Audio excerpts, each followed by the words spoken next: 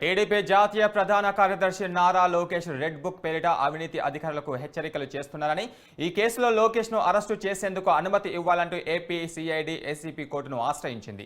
CID పిటిషన్పై విజయవాడలోని ACP court విచారణ చేపట్టింది. వాదనలు విన్న అనంతరం తదుపరి విచారణను ఫిబ్రవరి 28కి వాయిదా వేసింది. లోకేష్ 41A నిబంధనలు అతిక్రమించారని, అతడి అరెస్టుపై వారెంట్ జారీ చేయాలని సిఐడి కోరింది. రెడ్ బుక్ అంశంలో లోకేష్ వ్యాఖ్యలు అధికారులను బెదిరించేలా ఉన్నాయని ఆరోపణలు చేసింది.